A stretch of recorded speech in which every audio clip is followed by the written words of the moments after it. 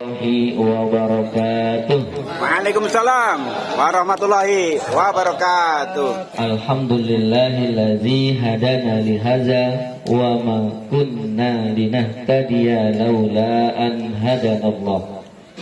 Ashhadu an la ilaha illallah wa ashhadu anna sayyidana Muhammadan abduhu wa rasuluh. Allahumma salli wa sallim wa barik ala sayyidina Muhammadin sallallahu wa alaihi ala wasallam alihi wa sahbihi ajma'in, amma ba'du. Qala Allah ta'ala fil kitabihil karim wa la tufsidu fil ardi ba'da islahiha wad'uhu khawfan wa tama'an inna rahmatallah qaribun minal muhsinin. Wa qala ta'ala wa huwa allazi yursilur riyaha bushran baina yaday rahmatih hatta iza aqallat sahaban siqala suknanhu li baladi mayyit fa anzalna bihil ma'a fa akhrajna bihi min kulli samarat kadzalika nukhrijul mauta la'allakum tadhakkarun. Shadaqallahul azim wa sadaqa rasuluhun nabiyul habibul karim wa nahnu ala zalika minasyahidin. Bapak-bapak dan ibu-ibu, kalau ada ibu-ibunya? Ada di dalam. Ada di dalam. Ya, betul. Puja dan puji syukur kita panjatkan kehadirat Allah Subhanahu wa taala atas segala limpahan nikmat serta karunia yang diberikan kepada kita, terutama nikmat sehat, nikmat iman dan nikmat Islam. Sehingga di malam hari yang sejuk apa gerah ya? Sejuk ya. Sejuk, kita masih bisa melangkahkan kaki kita bermuajahah, bertemu, bersilaturahim di tempat yang insya Allah akan diturunkan rahmat oleh Allah Subhanahu wa taala. Dalam rangka berthalabul ilmi dan kita saling nasihat menasihati. Sebagaimana tadi telah disebutkan oleh pembawa acara, berhubung al-mukarramnya Ustadz Sudori masih ada urusan lain, jadi agak terlambat. Nah, supaya nanti bisa efektif ya, jadi begitu nanti Ustadznya datang langsung doa selesai gitu ya. Jadi sambil makan-makan ya kita isi aja dulu lah gitu kan ya. Tapi dalam hal ini bukan berarti saya menggurui atau lebih pandai dari bapak-bapak sekalian. Oleh karenanya saya mohon izin ya untuk berbicara di depan ini. Mudah-mudahan apa yang disampaikan nanti ada manfaatnya untuk kita sekalian. Amin. Ma'asyiral muslimin, dua ayat yang tadi saya bacakan. Yang pertama, wala tufsidu fil ardi. Wala, di sini ada lam. Ya, lam nahi, ulah cek urang Sunda mah. Ojo. Oh. Dan janganlah tufsidu, kalian melakukan kerusakan. Nah, di sini karena bentuknya adalah fi'il mudhari', berarti larangan ini berlaku selamanya sampai dunia ini berakhir. Ya, karena faedah fi'il mudhari' itu berlaku sekarang dan terus menerus. Jadi Allah melarang kita berbuat kerusakan itu selamanya. Ya, bukan saat ini aja kita dilarang berbuat kerusakan, nanti mah enggak, tidak seperti itu. Fil ardi, di muka bumi, ba'da islahiha, setelah Allah melakukan perbaikan atau setelah Allah menjadikan bumi ini baik. Wad'uhu, dan berdoalah kepada Allah. Hu di sini adalah Allah. Nah, jadi kita diminta berdoa kepada Allah. Khaufan wa tama'a. Khauf dengan rasa takut dan penuh harap. Jadi kalau kita berdoa kepada Allah itu jangan cenganges-cengenges gitu Pak, ya kan? Iya, jadi harus khusyuk dan dengan rasa takut kalau doa kita nggak dikabulkan, walaupun kita harus yakin, tapi perasaan kita gitu. Jadi kalau kita berharap sesuatu memohon kepada Allah, itu tunjukkan kesungguhan kita ya dengan rasa takut dan penuh harap. Inna rahmatallah qaribum minal muhsinin. Inna rahmatan, sesungguhnya rahmat Allah sangat dekat. Qarib itu dekat. Sangat dekat bagi orang-orang yang berbuat kebaikan. Jadi kalau kita selalu berusaha berbuat kebaikan, maka Allah itu senantiasa akan menurunkan rahmat kepada kita. Contohnya sekarang ini kita sedang berkumpul ya dalam rangka bertalabul ilmi, dan insya Allah nanti dilanjutkan dengan zikrullah, mengingat Allah itu kan adalah kebaikan. Maka rahmat Allah sangat dekat. Apa salah satu contohnya? Belum apa-apa sudah disediain ini makanan, buah, minum, kopi. Ini kan rahmat ya. Betul Pak? Iya. Suruh ngeluarin duluan. Iya, makanya karena kita berbuat baik. Nah, jadi yang nyuruh itu kan pasti digerakin sama Allah. Itu keluarin semua kan gitu. Bahkan tadi belum disuruh aja ada yang udah dimakan duluan. Kalau nggak salah tadi kan. Saya. Oh, ada ya. Ya, ada. Baik. Nah, apa kaitannya Bapak Ibu? Ya. Ibu nggak apa-apa, ibunya ada di dalam. Ada di dalam. Ya. Ayat ini kan Allah melarang kita untuk berbuat kerusakan. Salah satu kerusakan yang sedang terjadi, yang mungkin banyak yang tidak menyadari, apa yang lagi trending, kerusakan yang terjadi terhadap alam ini. Nggak usah jauh-jauh, di Jabodetabek aja nih. Kebakaran, polusi. Ya, polusi udara yang menurut catatan lembaga yang menangani urusan perpolusian, udara di Jakarta itu sudah berada pada ambang batas yang mengkhawatirkan, dan termasuk sebagai kota dengan tingkat polusi yang terburuk di dunia dan tempat yang tidak layak untuk ditempati oleh manusia. Masya Allah.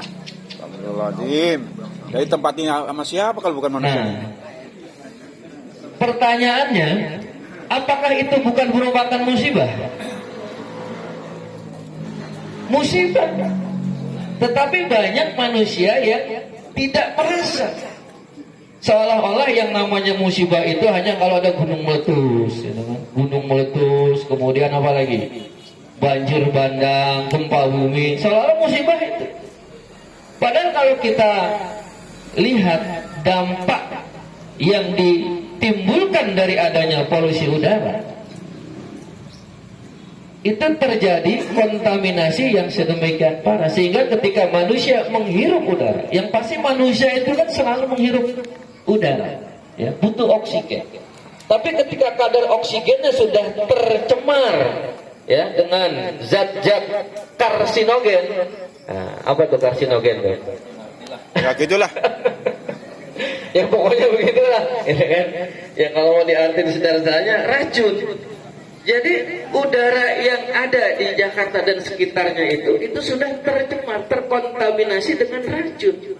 Lah kalau kita menghirup racun, maka yang terjadi adalah gangguan pernapasan. Dan sudah terbukti, sudah banyak ya, puluhan atau mungkin ratusan orang yang terkena penyakit ISPA. Apa itu ISPA? Infeksi saluran pernapasan. Nah, infeksi saluran pernapasan akut. Akut itu parah artinya, ya, bukannya takut, ya. Akut itu parah. Nah, oleh karena itu bapak-bapak yang dirahmati Allah, sekali lagi pertanyaannya, apakah polusi udara yang melanda kota Jakarta dan sekitarnya itu bukan atas kehendak Allah? Atas kehendak Allah. Semua peristiwa yang terjadi di dunia ini, alam semesta, semua atas kehendak Allah. Bahkan sama-sama kita ketahui dan kita yakini, ya, puluhan ribu tahun sebelum Allah menciptakan alam semesta, Allah menciptakan takdirnya dulu. Iya kan? Jadi malam ini kita berkumpul di sini nih.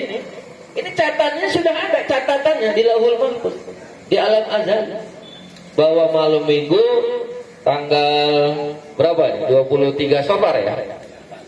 Iya, kalau dalam ta'lim kita bicaranya Hijriah ya. Tanggal 23 Safar kalau nggak salah. Ya, malam ini. Ya, kita berkumpul di sini. Itu sudah ada catatan. Ya, itu yang disebut dengan qada, ya. Ketetapan yang sudah dicatat di Lauhul Mahfuz. Begitu juga bencana alam polusi udara yang melanda kota Jakarta dan sekitarnya, itu sudah ada catatan. Tapi kembali lagi secara sunatullahnya, hal itu disebabkan karena ulah manusia itu sendiri. Nah, yang menyebabkan terjadinya polusi udara yang sedemikian parah, menurut berita yang saya dengar, ya, kalau kata Bulat, berita yang saya lihat, ya, dan tulisan yang saya dengar, katanya. Ternyata di sekeliling kota Jakarta itu ada 14 atau sampai 17 pembangkit listrik tenaga uap. Yang mana pembangkit listrik tenaga uap atau PLTU itu bahan bakarnya adalah batu bara. Yang mana sama-sama kita ketahui hasil pembakaran batu bara, asapnya itu menimbulkan polusi yang sangat berbahaya. Nah, coba bayangin kalau kota Jakarta dikelilingi oleh 14 atau 17 pembangkit listrik tenaga uap, ya seperti itu jadinya. Nah, oleh karena itu, ma'asyiral muslimin, bapak-bapak yang dirahmati Allah, menjadi kewajiban kita sebagai hamba Allah yang bertakwa untuk menjalankan apa yang diperintahkan oleh Allah tadi, yang merupakan larangan bagi kita untuk berbuat kerusakan, ya. Karena kita belum termasuk kategori orang yang bertakwa apabila kita tidak taat terhadap apa yang diperintahkan oleh Allah atau apa-apa yang dilarang oleh Allah Subhanahu wa ta'ala. Nah, sehingga belum disebut kita sebagai orang yang bertakwa kalau larangan yang disebutkan oleh Allah untuk kita tidak berbuat kerusakan itu tidak kita indahkan. Nah, apa upaya kita? Kita bisa melakukan dari hal-hal yang kecil. Apa sih upaya kita dalam rangka ikut berkontribusi memelihara dan melestarikan alam ini? Nah, yang berkaitan dengan polusi tadi, ya kalau kita punya kendaraan bermotor, ya hendaknya dirawat, dicek tuh knalpotnya. Udut ke sarua.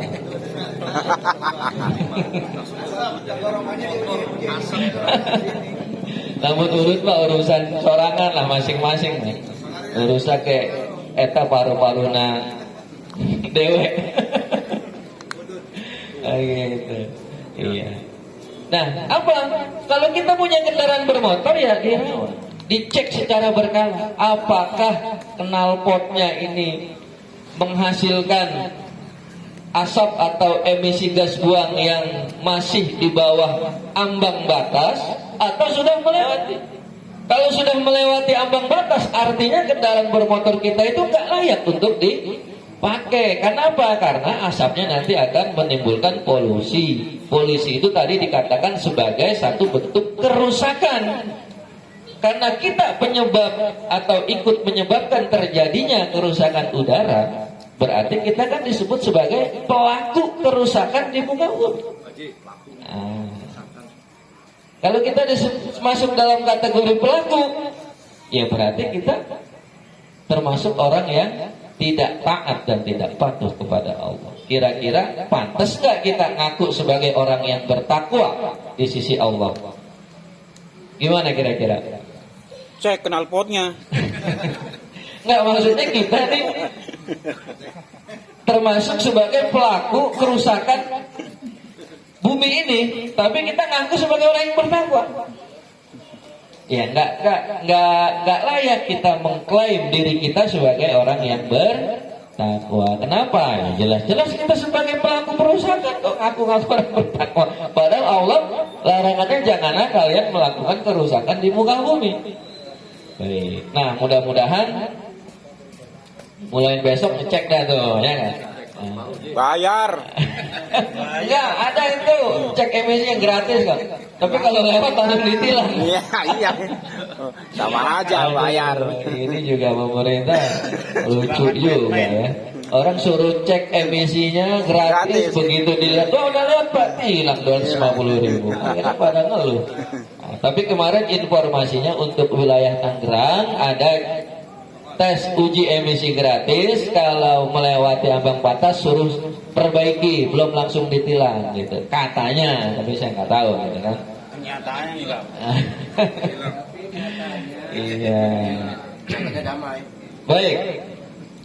Dalam ayat lain Allah Subhanahu wa taala berfirman, "Wa huwa allazi yursilu riyaha busyra baina yaday rahmati hatta iza aqallat sahaban siqala suknahu li baladin mayyitin fa anzalna bihil ma'a fa akhrajna bihi min kulli samarat kadzalika nukhrijul mauta la'alakum tazakkarun."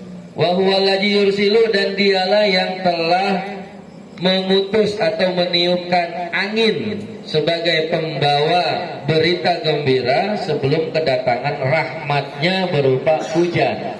Nah, di sini Allah menyebutkan hujan ini sebagai rahmat. Ya, harusnya hujan menjadi rahmat. Tetapi kembali lagi, karena ulah tangan manusia yang merusak alam semesta ini, yang mestinya hujan menjadi rahmat, tetapi banyak yang menjadi malapetaka buat kita, jadi bencana. Coba dah di kota bumi kalau hujan terus surut, apa yang terjadi?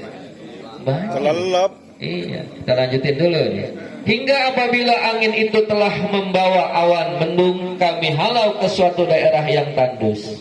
Jadi hujannya itu sama Allah sengaja dikirim ke daerah yang tandus. Lalu kami turunkan hujan di daerah itu, maka kami keluarkan dengan sebab hujan itu berbagai macam buah-buahan. Seperti itulah kami membangkitkan orang-orang yang telah mati. Mudah-mudahan kamu mengambil pelajaran. Nah, di sini kan dikatakan ketika Allah menurunkan hujan, baik di daerah yang tandus, kemudian tumbuh pohon-pohonan, tumbuh buah-buahan sebagai rahmat bagi penduduk bumi.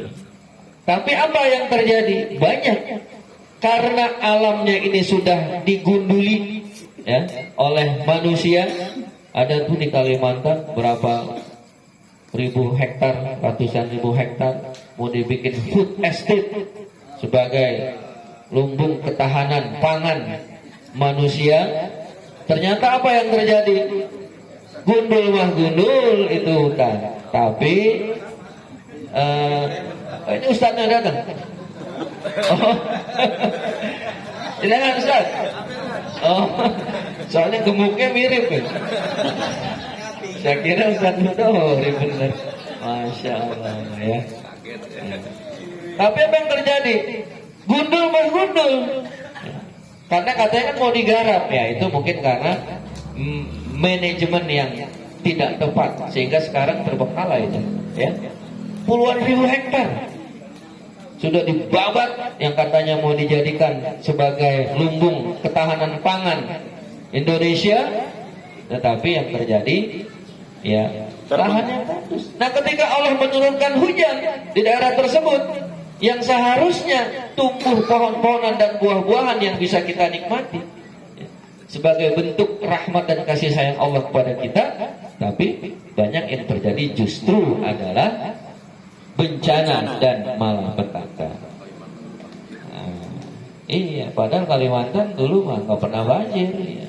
Dulu waktu istilahnya kita belum lahir, Kalimantan kita nggak pernah tahu kalau Kalimantan itu banjir. Ya, orang belum iya, lahir. Kita belum lahir. Benar ya? Benar lah. Iya, udah tahu dari mana kita belum lahir kan gitu. Iya. Baik, kita lanjut. Nah, oleh karena itu Bapak Ibu yang dirahmati Allah, Allah Subhanahu wa taala mengatakan, wa isqala rabbuka lil malaikatu inni ja'ilun fil ardi khalifah. Dan ketika Allah berfirman atau berkata kepada para malaikat bahwa sesungguhnya aku akan menjadikan seorang khalifah di muka bumi. Makna khalifah di sini adalah sebagai pengelola. Ya. Jadi Allah menciptakan manusia, tujuannya adalah untuk menjadi khalifah yang akan mengelola bumi ini untuk kemaslahatan umat yang ada di muka bumi ini.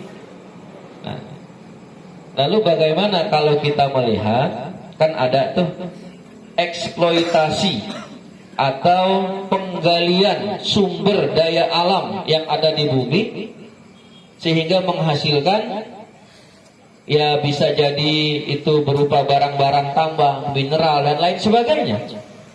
Memang di situ ada nilai ekonominya, ya. Bisa dijual, diekspor, menghasilkan devisa, menghasilkan uang, sehingga bisa dijadikan sebagai pemenuhan kebutuhan hidup manusia yang ada di negeri kita. Tetapi tidak sedikit dampak yang ditimbulkan justru lebih besar daripada maslahat yang didapatkan. Ada yang pernah ke daerah tambang batu bara nggak di Kalimantan? Saya dulu waktu sering bolak-balik Jakarta Kalimantan itu pernah melewati daerah tambang KPC namanya, Kaltim Primakul, ya. Itu tambang batu bara. Itu kerusakan yang terjadi luar biasa. Itu digali terus sampai puluhan ribu hektar, sehingga yang terjadi ekosistem di situ rusak. Ya.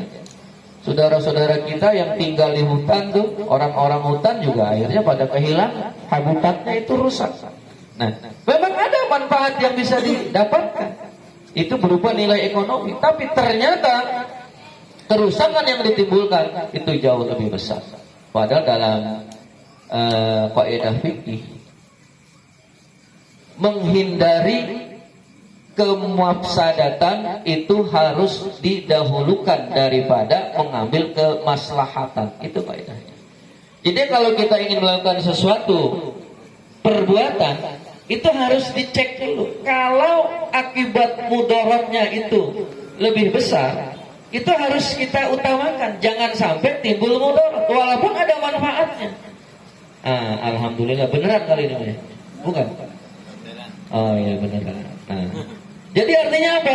Ketika kita hendak melakukan satu eksploitasi tambang atau kekayaan alam, harus diadakan yang namanya AMDAL.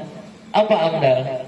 Analisis mengenai dampak lingkungan. Kalau dari hasil AMDAL itu ternyata manfaat ekonomi yang ditimbulkan adalah sekian, tetapi mudarat yang akan didapatkan atau ditimbulkan adalah sekian jauh lebih besar, maka hukumnya wajib kita mengutamakan atau menolak eksploitasi alam tersebut karena akan menimbulkan kemudaratan yang lebih besar. Ini pas bener ya. Ini memang rencana ini sampai sini doang ini ya materinya. Pas sampai sini alhamdulillah ustadznya datang.